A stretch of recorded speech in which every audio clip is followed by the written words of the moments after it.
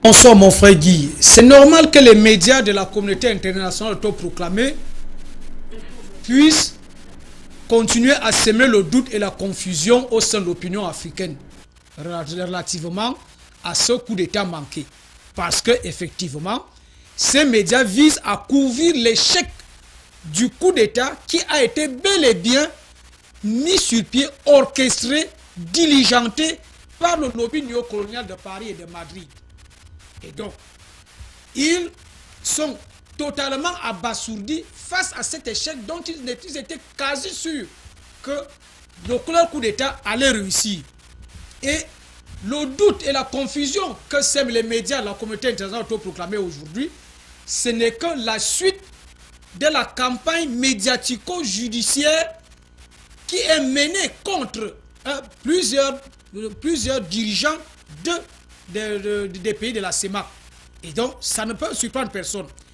Et ces médias, et notamment avec cette soi-disant source anonyme, dont on peut très rapidement voir la couleur du drapeau, bleu, blanc, rouge, et en réalité, quand ils disent qu'ils prétendent ne pas avoir de lisibilité et autres, en réalité, ils sont abasourdis par la réaction inattendue des autres pays de la CEMAC.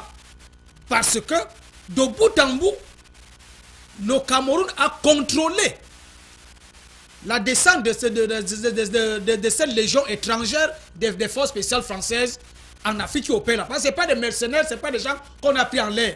C'est des membres de la légion étrangère des forces spéciales françaises. Elle opère toujours comme ça là. Et le Cameroun les a contrôlés. Et ça confirme donc que si on les avait neutralisés avant, ils auraient bien dit, vous voyez, ils disent qu'il y aurait eu un coup d'État, on n'a vu personne nulle part, et c'est comme ils sont champions pour violer les droits de l'homme. Maintenant, ils sont en train de vouloir nous exhiber quelques 2 ou 3 individus dont ils sont en train de brutaliser, de violer les droits de l'homme. Là, on les a conduits au bout.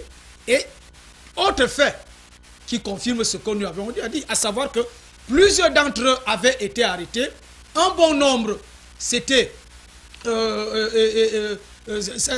caché dans la forêt équato-guinéenne, camerounaise et gabonaise, et ça confirme donc une preuve de supplémentaire. C'est pour ça que à ce triangle-là, il y a combat entre cette légion étrangère-là, cette légion étrangère des forces spéciales françaises et l'armée équato-guinéenne.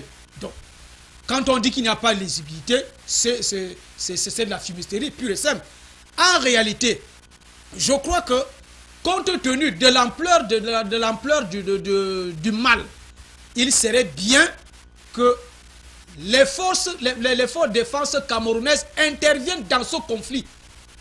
Et que le Gabon, qui peut-être n'est pas encore assez bien outillé, permette que les deux armées, tout au moins, et l'armée camerounaise et l'armée tchadienne, interviennent dans la forêt du Cameroun, du Gabon et la Guinée équatoriale pour nettoyer toute cette forêt-là.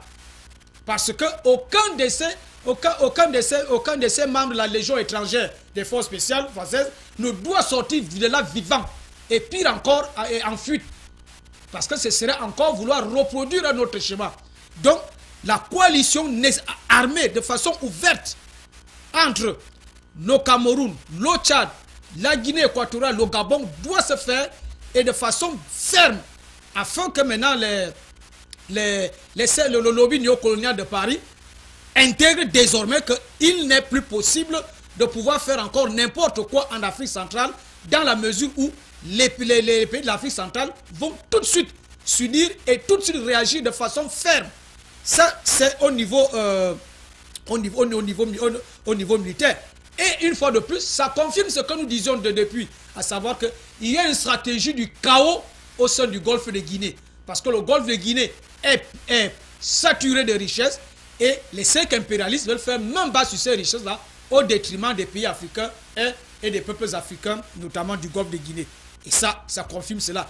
À travers donc, s'ils réussissent dans ce coup d'État ou cette tentative de déstabilisation impérialiste maintenant par une espèce de guérilla qui veut l'avoir, c'est d'abord non seulement pour détruire tous les acquis socio-économiques que Obiangema a pu construire pour la Guinée et pour sa prospérité, comme ils l'ont fait en Libye, comme ils l'ont fait en Irak, en détruisant tout ce que les uns et les autres ont eu à faire, parce que c'est ça aussi cet objectif-là.